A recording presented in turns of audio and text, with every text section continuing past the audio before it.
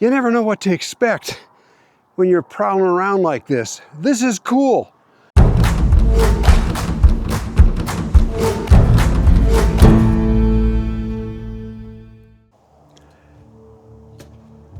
We're near Blanding, Utah. We just pulled into a area here. We're still with our friend JP. He's down taking his dog swimming. And Linda and I are going to do some poking around up here. In the past, we've found pot shards up here that are 1,000 to 1,500 years old. I'm sure they're probably all gone by now, but we thought we'd just walk around and look, and if we find one, we'll show it to you.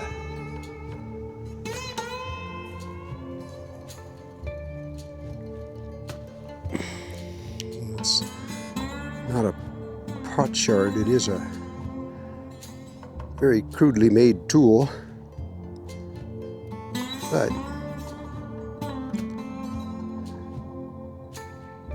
it's got an edge on it right there, nicely sharpened, real sharp. It's old. Yeah, interesting. What you got? It's pretty. It's a tool. It's a tool.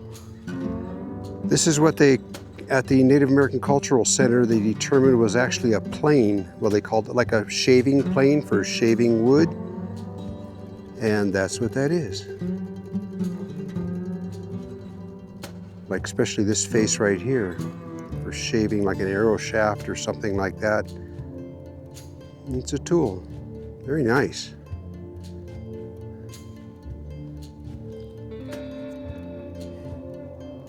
It's made to be flat across the front. It's great. Yeah, they work quite well.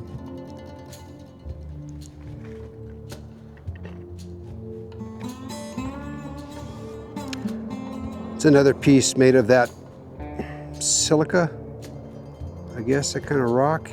Same kind of thing. It's for shaping. But we're looking for pot shards. Looking for pottery pieces. This here looks like it could be the remains of an old trail. See the smaller stones in here? But I don't know. Just looks kind of odd.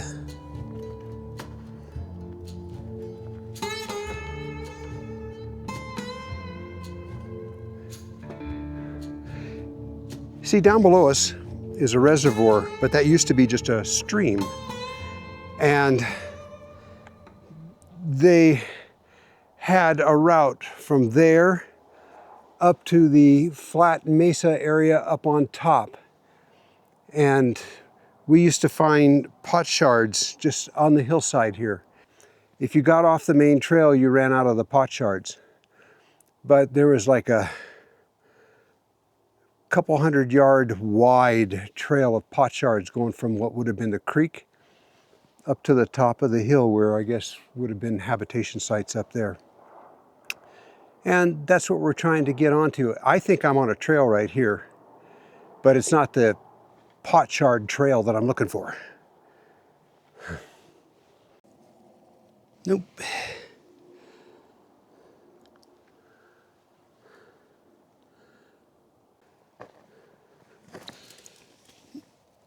Interesting green stone.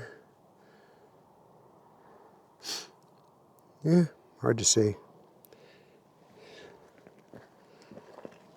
There's another piece of it down here. Nice color.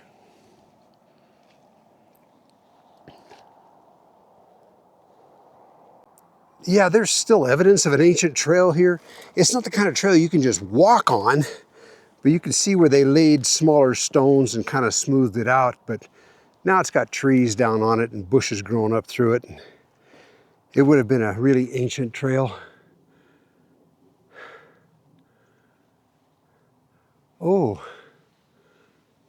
I think I see stacked rock. I'm going to see if I can find my way over to that without killing myself here. So maybe that's where this trail that I've been on has been going to. See if I can make it up to it.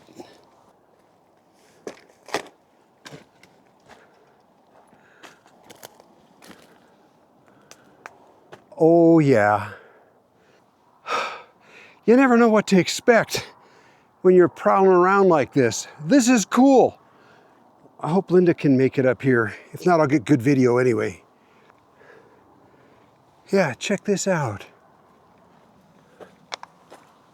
Holy moly. I knew I was on an established trail. Look at this. And look how blackened the stone is from fires. Look at that.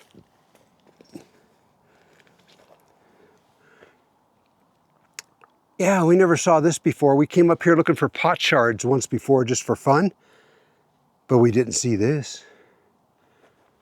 How neat. Wow. Let me lean in a little further. Shine my flashlight around the corner there. I'm sitting at the entrance. You can see clear back there. You can see rocks built up. This might have gone in quite a ways further. It's filled up with humus now. And my light is not very bright, but it'll actually show up better on camera. How neat. It's actually big in here. Wow. Down here, I think I see a piece of pottery. I do. That's a piece of pottery right there. It's unmarked. It doesn't have a design on it. Up here you find the, the white pottery with black design on it. But this is definitely pottery pieces here. I switched to a wider angle. Off to this side, there's a lot of flat stone that's laying in here. It must have been another area that they used. This overhang is really big. Piece of pottery, light gray on the inside, more black on the outside. This piece of pottery has texture on it. That's the inside, and that's the outside. Linda just made it up here. Big piece. Yeah. I think this was a Hopi shelter. Can you see this? This is thin, super sharp on this edge, sharpened from both sides. Nice little tool. It's broken. It was bigger than that, kind of shaped like an ulu. Yeah. Then these are the pieces of, these were all found here in front of this shelter. What do you think of this? Isn't that neat? Wait till you see around the other side here. Go ahead and move around in front of me. This will give you guys an idea how big this is. Well, Linda makes everything look big. There we go. She's about the size of one of the Hopi that would have been here.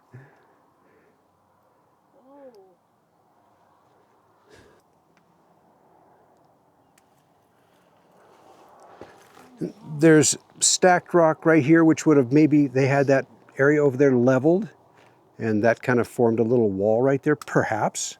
Yeah, we gotta remember that through erosion and wind, it's filled in. So Yeah. it went further down. Yeah, it was deeper than this. More headroom. Not that you short people need a lot of headroom. There's the shelter up there, and down here, found more pottery. Look at the pattern on that piece, isn't that beautiful? Kind of a basket weave style. That one's kind of plain. That one's plain. Some pattern on that one. And then here's another stone tool. That's another one of those planes. That's for shaving.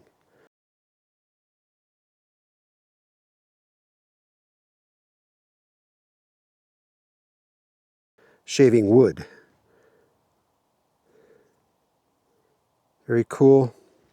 We learned that every family had their own pattern, whether it be a pattern like that basket weave looking thing, I don't know, but definitely when you see the white pottery with the black designs on it, every family had their own, and mother would pass it down to daughter and so on.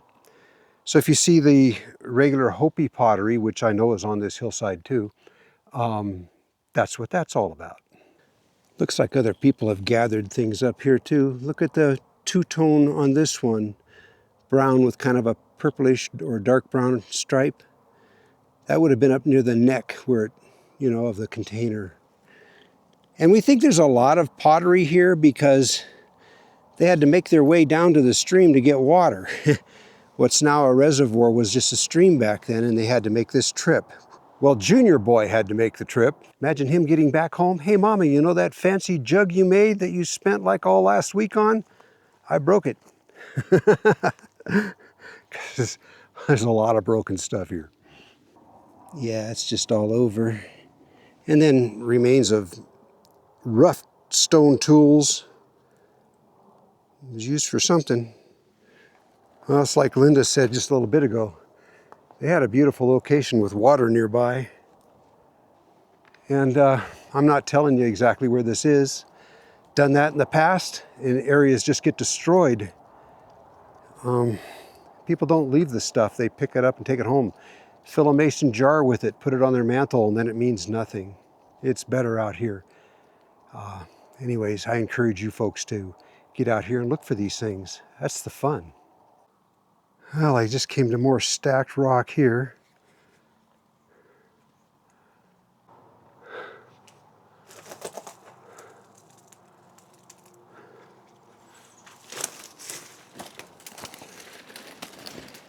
Nice sheltered area behind, but not like what we saw before. This little corner here is stacked in. What is that about? That right there is stacked and mortared. That's only about 15 inches high. Little protected alcove right there. What the heck's on the other side? This bush that I'm in is full of thorns. It's wild rose. Nasty stuff. Ow. There's an old tin can there. The bunch of old cans here. Oh, look at this. Oh my goodness. That's all filled in, but what the heck was up here?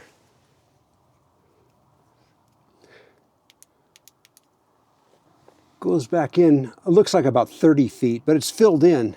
Gotta remember, this wasn't filled in like this before.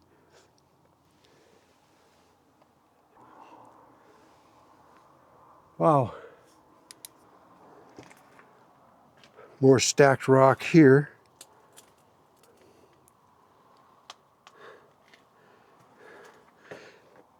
This particular stack, look at all the cans. This particular stacked rock isn't neat like the Hopi Indians did. I think this might be later. Look at all these cans. These are really old. These cans are 100, 150 years old just laying here. Yeah, there's some old stuff here. And it's the kind of cans that are sealed with a drop of solder. I think they stopped doing that in 1912. So, and a whole lot more cans here. Yeah, this particular shelter is newer.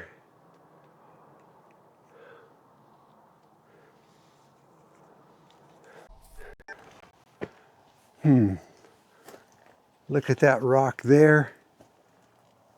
And then another step there. It makes me wonder if there's something up there that I can't get to. Huh.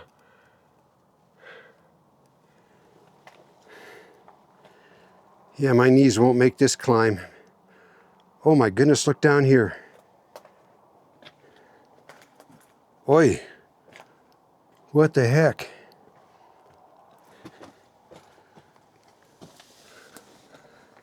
Oh, it's just a big area behind the rocks here. It's huge though. It's bigger than what you think. It's probably 6 feet tall and goes back in there. I don't see any stacked stone here. Okay, I made it up into that area. There's nothing here.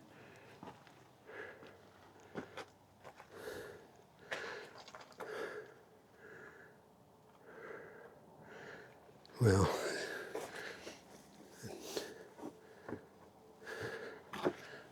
people have thrown their beer cans down here. I'm getting my exercise. We were supposed to be stopped just here for lunch, and then we got to poking around the rocks. And I found that shelter with the stacked rock, and then JP was trying to find his way up to where we were and got kind of twisted around, went roundabout, and ended up on top of the plateau up here. And I think I heard voices where Linda was waiting for him. So I heard voices back there. I think he finally made it. So I'm hoping he gets to see that. And I better make my way back too. Well, that was a lot of fun. Now we're just making our way back down again. It's funny to go, oh, here's a good way. And that good way goes for about 10 or 15 feet until it's not a good way anymore. I think we're out. We're out. There is a good way. I came up here and I went on that side. All right. Well, we're parked down to the right down here. Yeah, it's kind of hard to bust through that brush there. But the way that Linda and I first found the pot shards a couple of years ago was we started finding them down where the vehicles are parked.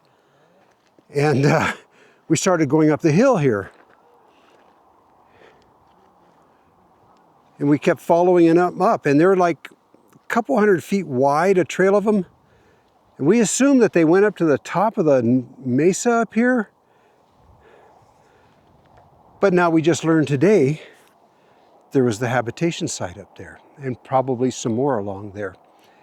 That's where they went, carrying water from the creek below up to there. Just found an old pin laying in the road. It probably said, vote for FDR. Who knows? Either that or it was a Harley Davidson pin. It said, sex, drugs, and rock and roll. Hey, you guys, don't hold that against me. I have a button like that I picked up somewhere. Harley Davidson. It's really old. So when I was up there, I wanted to make it so JP could find Linda and I. And I kept whistling really loud, and I had a two-way radio too. I was whistling so he could hear where I was at. He never heard the whistles. I didn't know he's deaf to high pitch, and he's not wearing his hearing aids. And I was whistling really loud, chased all the deer out of the woods. He said there was deer down on this road down here. I chased them all out. He never did hear the whistles. Just spied this underneath the truck. That's one of those planes. The good ones like this one are turtle shaped and slightly concave on the inside, notched out on the end down there. That's for arrow shaft work, other notches just for other things. That is a tool. That's a good tool. Well, we made it back tired. It wasn't supposed to be that big a hike, but we ended up going a long ways and doing a lot of climbing and bushwhacking and everything. We were out there for a couple of hours. And we missed lunch, so I think we're going to eat lunch now, and I don't know if we're going to stay here this evening or if we're going to depart and head for Mexican Hat. But you guys, thank you for coming along. Hey, Linda, you want to say goodbye? Bye! Yeah, you guys, thanks for coming along, and we'll see you around.